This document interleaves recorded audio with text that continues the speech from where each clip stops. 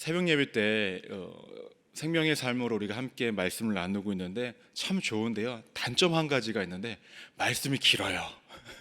아침에 입이 안 풀린 상태에서 읽기가 참 쉽지 않은 것 같습니다. 오늘은요 다니엘서 4장 19절에서 27절까지의 말씀을 근거로 믿는 우리가 기억해야 하는 것들이라는 제목으로 함께 은혜를 나누고자 합니다. 말씀 제목 한번 따라해 보실까요? 믿는 우리가 기억해야 하는 것들.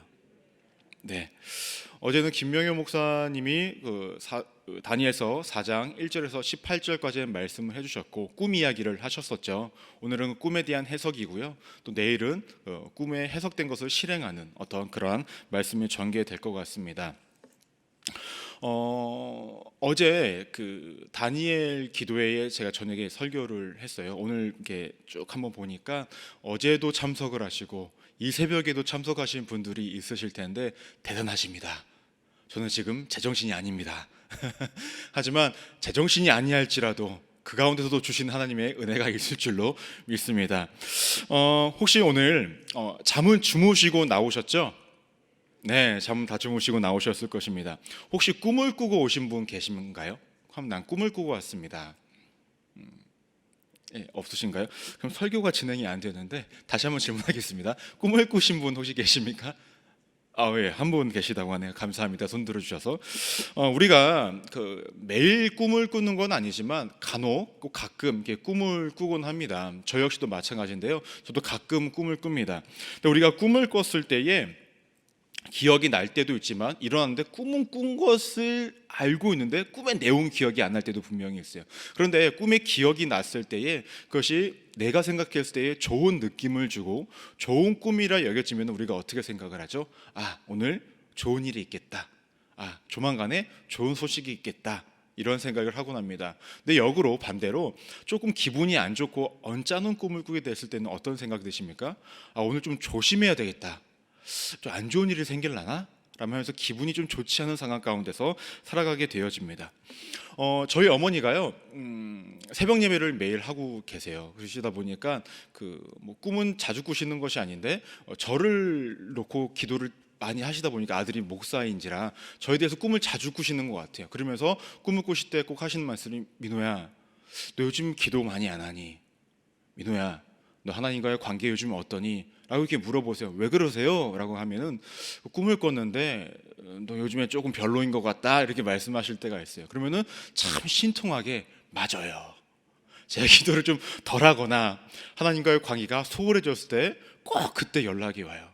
근데 제가 잘 생각해 보니까 이게 정말로 꿈을 꾼 것인지 여자의 직감인지 아니면은 때에 따라서 그냥 하시는 말씀인지 모르겠지만 그것이 참 맞을 때가 있다라는 거예요. 오늘 말씀을 보시면요 꿈에 대한 해석에 대한 이야기가 나옵니다. 근데 우리나라 사람들 참 꿈 좋아합니다. 제가 외국 사람이 아니라서 그건 모르겠지만 꿈 해석하고 해몽하는 걸 너무나 좋아해요. 그래서 제가 한번 인터넷을 찾아봤습니다. 우리나라 사람들은 꿈을 어떻게 해석하는지. 일반적으로 똥꿈, 아침부터 똥 얘기해서 죄송한데요, 똥꿈 꾸면 여러분 뭐라고 생각하시죠? 좋은 꿈이라고 말씀들을 많이 하세요. 또 황금똥이면요 어떻게 사람들이 해석을 하냐면 성공이나 큰 부자가 되는 꿈이라고 합니다. 제가 이것을 권유하거나 권면하는 말은 아니에요. 그냥 인터넷 찾아보니까 이런 것들이 있다라는 것입니다.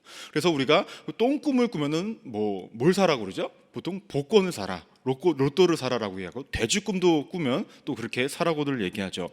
또 보석, 그다음에 동물, 과일, 해, 별, 이러한 꿈을 꾸면요 잉어꿈 이런 걸 꾸면 태몽이라고 해요. 사람들이 왜 이런 것을 믿고 싶어 할까요? 자신의 인생의 앞길을 모르다 보니 꿈을 통해서 꿈이 내 인생에 어떤 예지적인 능력이 있다라고 생각을 하기 때문에 이런 해석을 받기를 원하고 그것을 또 믿으며 살아가기를 원한다라는 것입니다. 오늘 말씀도 마찬가지였습니다. 바벨론의 왕 느부갓네살 왕이 자신이 꾼 꿈을 누구에게? 다니엘에게 해석해 달라고 하는 말씀입니다. 네, 이 해석이 오늘도 들어가는데요. 어제 꿈 내용을 잠깐 이야기하고 해석 이야기를 함께 나누고자 합니다. 어제 꿈 내용이 이러하였습니다. 한 나무가 하늘에 닿을 만큼 자랐다라고 합니다. 그리고 그 나무의 잎사귀가 아름답게 많이 열렸고 또 열매도 많이 열려서 많은 이들이 먹을 수 있었고 들짐승들과 새들이 그 나무 아래서 쉴 수 있었다라고 합니다.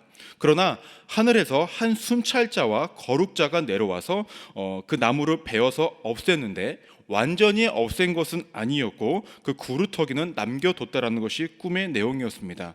또한 그 구루터기에 새와 노줄로 동인다라고 이야기하고 이 기간이 7년 동안 있을 것이라고 이야기를 합니다. 다니엘은 이 꿈에 대해서 이제 해석을 하기를 시작합니다. 여기서 우리가 한 가지 명확하게 해야 할 것이 있습니다. 다니엘이 누구의 권능으로 누구로부터 이 꿈을 해석할 수 있었는가라는 거죠. 여러분들은 답을 알고 계십니다. 그것은 하나님이 주신 능력과 하나님이 주신 지혜를 통하여서 느부갓네살 왕의 꿈을 해석하기를 시작을 했다라는 것입니다. 그렇다고 한다면 느부갓네살 왕은 왜 다니엘에게 이렇게 꿈 해석을 요청했을까라는 것입니다. 어제 함께 봤던 말씀 중에 다니엘서 4장 8절에 보시면 이러한 말씀이 등장을 합니다. 그 후에 다니엘이 내 앞에 들어왔으니 그는 내 신의 아름다움을 따라 벨드사살이라 이름한 자요 그 안에는 거룩한 신들의 영이 있는지라 라고 얘기합니다. 또한 4장 18절 말씀을 보시면요, 나 느부갓네살 왕이 이 꿈을 꾸었나니 너 벨드사살아 그 해석을 밝히 말하라. 내 나라 모든 지혜자가 능히 내게 그 해석을 알게 하지 못하였으나 오직 너는 능히 하리니 이는 거룩한 신들의 영이 내 안에 있음이라 라고 말씀하고 있습니다. 즉 느부갓네살 왕도 다니엘이 하나님의 사람이라는 것이 또 특별한 사람이라는 것을 알고 있었기 때문에 해석을 해달라고 이야기했다라는 것입니다. 이제 다니엘의 해석을 하기 시작합니다. 어떠한 해석을 하냐면 나무가 느부갓네살 왕이라고 이야기합니다. 그 나무가 아까 말씀드린 것처럼 하늘에 닿을 만큼 큰 위엄과 많은 사람들을 통치하는 사람이라고 이야기하고 있습니다. 근데 여기서 재밌는 것은요, 성경에 유사한 사건, 아니 유사한 의미의 사건이 등장을 합니다. 어디에 등장을 하냐면 창세기 11장을 보시면 바벨탑 사건이 등장을 해요. 그때 당시에 말씀이 어떻게 적혀 있냐면요, 창세기 11장 4절을 보시면 또 말하되 자 성읍의 탑을 건설하여 그 탑 꼭대기를 하늘에 닿게 하여 우리의 이름을 내자 온 지면에 흩어짐을 면하자 하였더니라고 얘기합니다. 당시의 사람들의 사고 가운데서는요, 하나님이 하늘에 있다라고 생각을 했다라는 거예요. 그 인간의 능력이 커짐에 따라 자신들이 탑을 쌓고 하늘에 닿으면 자신들이 하나님과 동등한 입장과 동등한 능력이 있을 거라고 생각해 바벨탑을 쌓았다라는 것입니다. 그래서 하늘에 닿기를 원했다라는 거죠. 그런데 이 느부갓네살 왕의 위엄이 어디에 닿을 만큼이라고 이야기했죠? 하늘에 닿을 만큼. 한마디로 느부갓네살 왕은 자신이 많은 나라들을 통치할 수 있게 되었고 큰 능력과 큰 권능이 있음으로 통하여서 그의 삶은 왕으로서 교만함과 오만함이 가득했다라는 것을 성경을 통해서 알 수 있다라는 것이죠. 문제는 이러한 왕이 아무리 위엄이 있고 큰 능력이 있다 할지라도 하늘에서 한 순찰자, 한 거룩자가 내려와서 나무를 베어버렸다라는 것입니다. 인간으로서 가질 수 있는 큰 능력과 큰 힘, 이러한 엄청난 것들이 있다고 한들 하나님께서 내려보신 순찰자에 의해서 그 모든 것들을 베어버리니 그의 왕의 위엄은 다 무너지게 된다라는 것이죠. 이러한 이야기는 바벨탑 사건에서도 명확하게 등장을 합니다. 창세기 11장 7절을 보시면요, 자 우리가 내려가서 거기서 그들의 언어를 혼잡하게 하고 그들이 서로 알아듣지 못하게 하자 하시고 라고 얘기합니다. 당시에 바벨탑을 쌓았을 때는 사람들이 자신들이 능력이 있어서 하늘에 닿을 만큼 탑을 쌓았다라고 이야기해요. 그래서 정말 하늘에 닿을 만큼 쌓았다라고 이야기했지만 하늘의 천상의 존재들은 어떻게 이야기하죠? 야 우리가 내려가서 봐야만 한다라고 이야기합니다. 결국 하늘에도 닿을 수 없었다라는 거예요. 결국 내려와서 인간이 쌓아놨던 그 탑을 볼 수밖에 없는, 그렇게 인간은 미약하고 하나님이 창조하신 그 피조물에 불과하다는 것을 이야기하고 있다라는 것입니다. 중요한 것은 느부갓네살 왕은 결국 자신의 힘과 능력이 있을지라도 그의 삶이 교만함과 오만함 가운데 살았기 때문에 하나님이 보내신 한 순찰자에서 그의 왕으로서의 권위와 모든 능력이 사라지게 된다라고 성경에서 이야기하고 있습니다. 더 나아가서 성경에서 뭐라고 이야기하고 있냐? 하늘의 이슬을 맞으며, 한마디로 왕궁에서 사는 것이 아니라 길거리에서 살게 된다라는 거죠.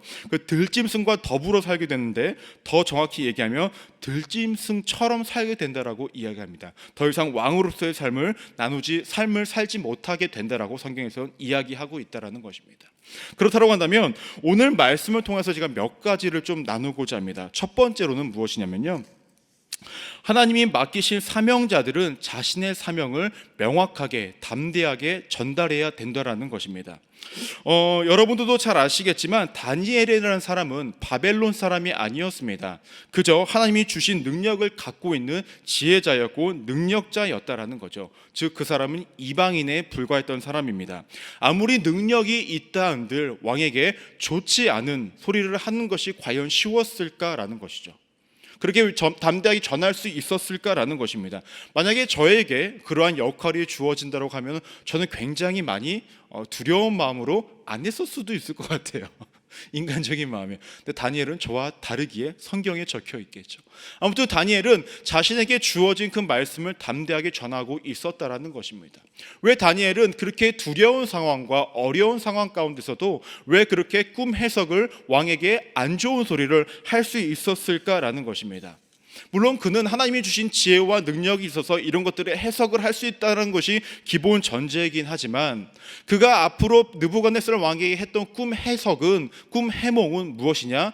자신이 하는 말이 아니라 하나님께서 자신에게 맡겨주신 말씀이었기 때문에 그는 전달해야 했다는 것을 명확히 알았다는 것입니다. 근데 중요한 것은 이것입니다. 하나님의 말씀을 전달하지 않는다라는 것은 무엇입니까? 하나님과 관계를 등지는 것과 다르지 않다라는 거예요. 그 말씀을 전하는 것이 상대방이 듣기에 긍정적이든 부정적이든 그거와 상관없이 전달해야 할 것들을 명확하게 전달하는 모습이 누구에게? 다니엘에게 있었다라는 것입니다.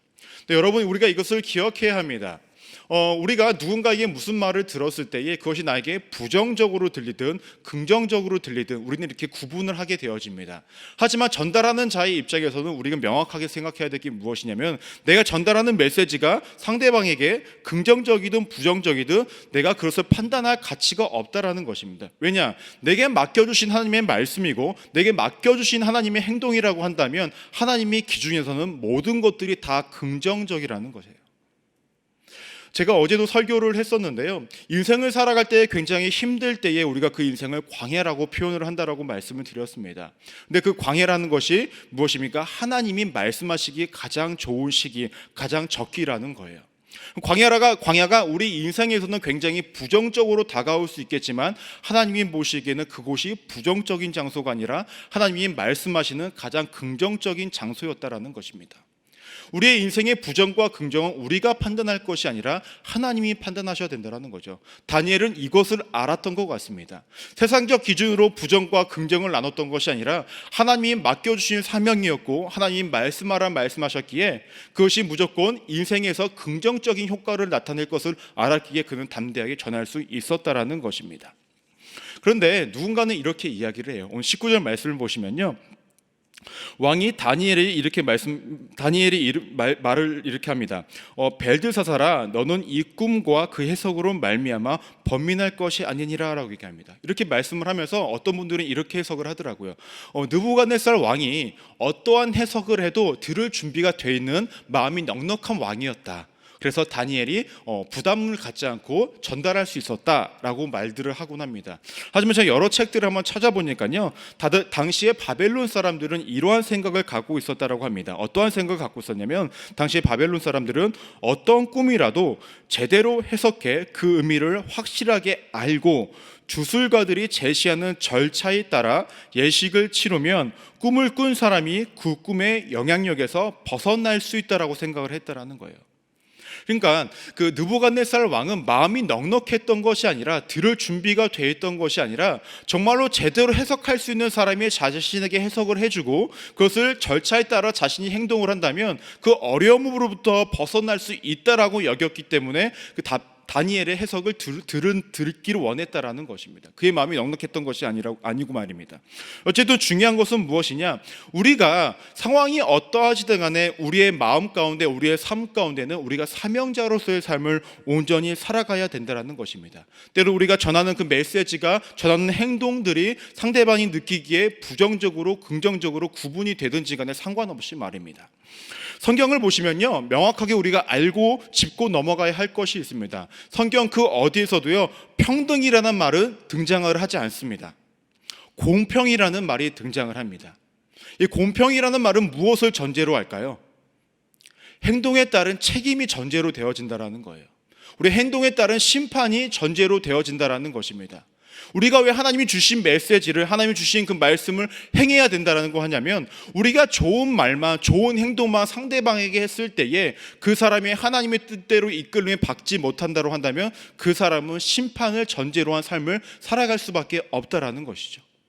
다니엘은 이것을 명확히 알았던 것 같습니다. 알았기 때문에 그의 메시지가 부정적이라 할지라도 그는 담대하게 전했고, 그가 하나님의 심판으로부터 피하기를 원하는 마음으로 메시지를 전달하는 것입니다.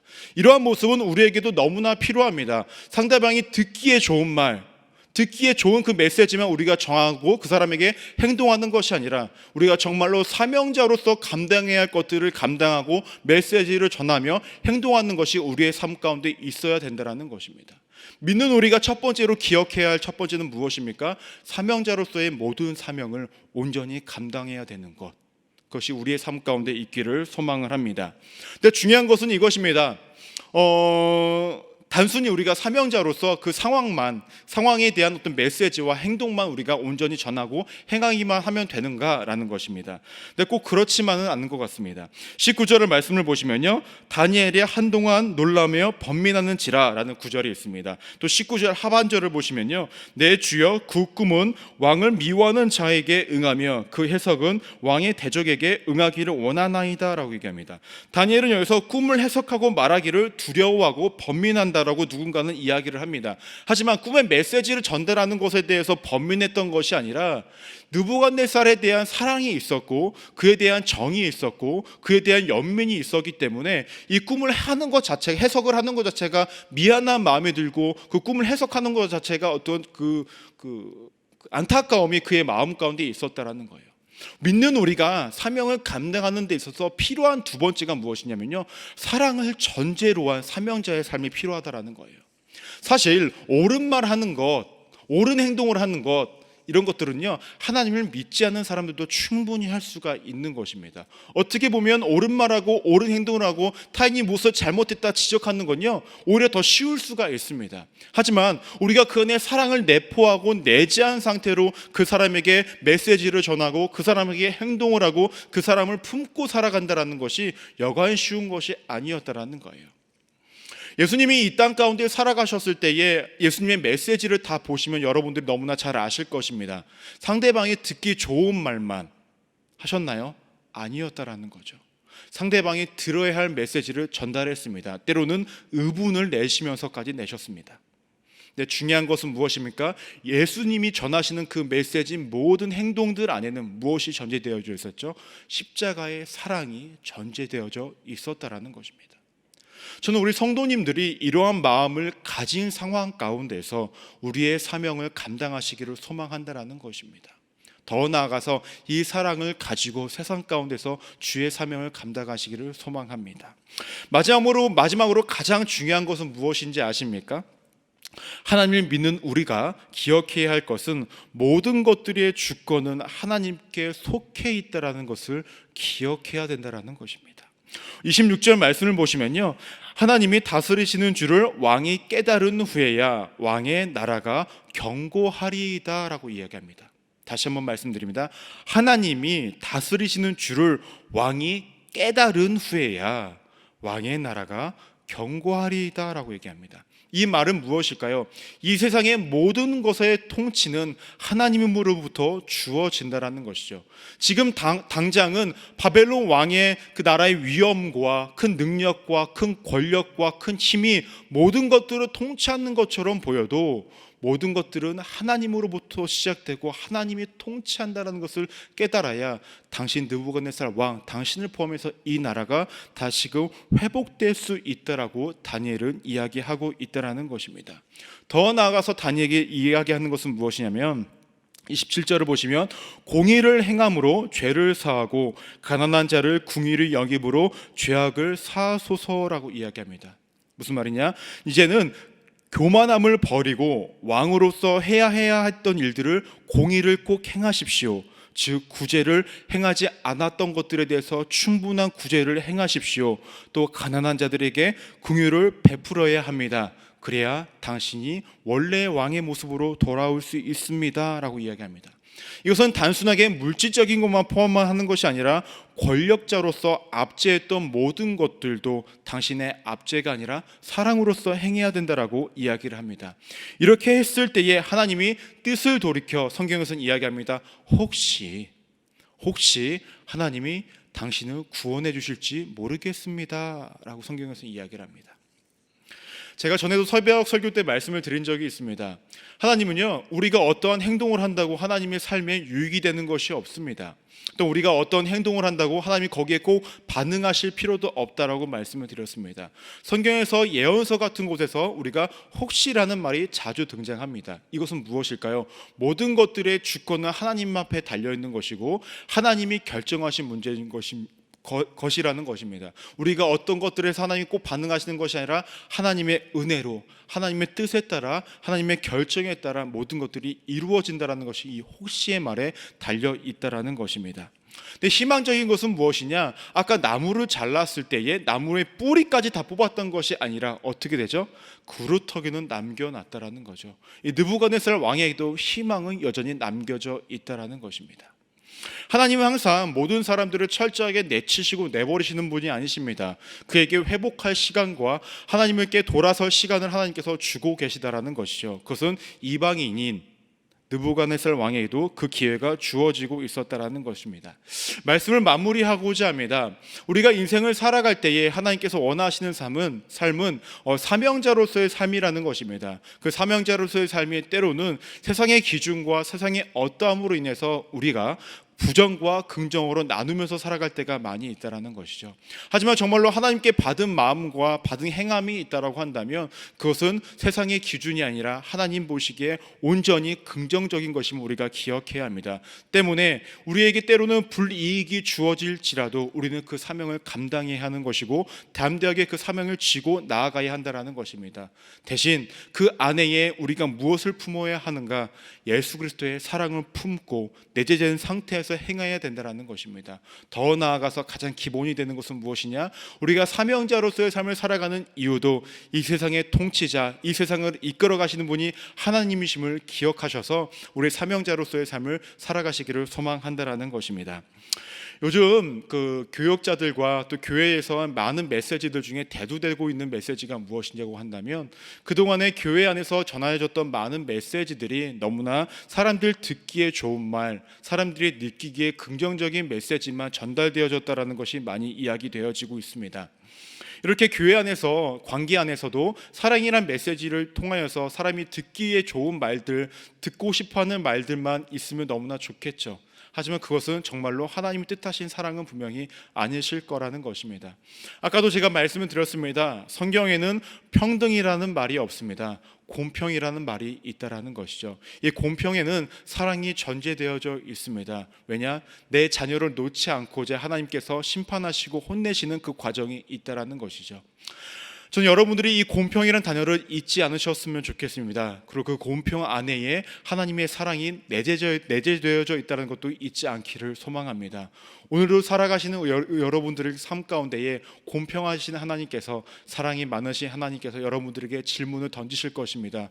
너가 오늘 정말 나의 사명을 감당하는 자냐? 그렇다고 한다면 세상 가운데서 나의 사명을 온전히 감당하기를 소망한다. 그 상황이 너가 느끼기에 불안하고 불이익이 주어지는 상황이라 할지라도 말이다. 하지만 그 안에 꼭 사랑이 있기를 소망하고 내가 모든 것들을 통치하고 있음을 인정하면서 너의 사명을 감당했으면 좋겠다 라는 것이 오늘 여러분들에게 주신 하나님의 메시지가 아닐까 생각해 봅니다. 아침에 듣기에는 조금 무거운 메시지일 수도 있겠지만 우리가 평생에 지고 가야 할 거룩한 삶의 무게임을 기억하시면서 이 사명자로서의 삶을 감당하시는 우리 믿음의 성도님들 되시기를 주님의 이름으로 축원합니다. 기도하시겠습니다. 하나님, 우리는 여전히 부족하고 모자라 우리는 다니엘과 같이 살아가지 못하고 때로는 세상과 타협 가운데 살아가고자 하는 마음의 욕망과 우리의 삶의 이끌림이 있을 때가 있습니다. 하나님, 그때마다 우리를 붙잡아 주십시오. 다니엘과 같은 담대한 믿음이 있게 하여 주시고 어떠한 상황과 환경 가운데서도 흔들리지 않는 굳건한 믿음을 갖게 하여 주옵소서. 더 나아가 우리 안에 그리스도의 사랑을 품고 살아가게 하여 주시고 세상의 통치, 세상의 모든 것들을 이끌어 가시는 분이 하나님이심을 기억하고 인정하는 인생이 되어줄 수 있도록 하나님 붙잡아 주시옵소서. 그러한 마음을 담아 예물을 들으신 우리 모두 손길 위에 하나님께서 복의 복을 더하여 주시고 모든 기도 제목들 위에 응답을 더하여 주십시오. 하나님, 이제 우리가 기도하려고 합니다. 우리가 기도하며 나아갈 때에 하나님의 응답을 사모하며 하나님의 응답을 기다리며 나아가오니 하나님의 완벽한 때에 그 응답을 이루어 주시고 우리의 때가 아니라 하나님의 때를 소망하며 우리의 기도 제목이 아니라 하나님의 기도의 제목을 우리가 부르짖는 인생 되어줄 수 있도록 함께하여 주옵소서. 우리의 삶 가운데 역사하시고 함께하신 하나님께 감사드리며 살아계신 예수 그리스도로 간절히 기도드립니다. 아멘. 주기도문 하시겠습니다. 하늘에 계신 우리 아버지, 이름이 거룩히 여김을 받으시오며 나라가 임하옵시며 뜻이 하늘에서 이루어진 것 같이 땅에서도 이루어지리라. 오늘 우리에게 일용할 야식을 주시옵고 우리가 우리에게 죄 지은 자를 사하여 준 것 같이 우리의 죄를 사하여 주시옵고 우리를 시험에 들게 하지 마시옵고 다만 악에서 구하시옵소서. 나라와 권세와 영광이 아버지께 영원히 믿사옵나이다. 아멘. 이제는 기도하는 시간입니다. 나라와 민족을 위해서, 담임 목사님의 사역을 위해서, 우리 또 선교사님들을 위해서, 성령 충만과 개인 문제 해결을 위해서 또 오늘 주신 말씀을 기억하시면서 다 같이 주여 3번 외치시고 간절하게 기도하시겠습니다. 주여, 주여, 주여.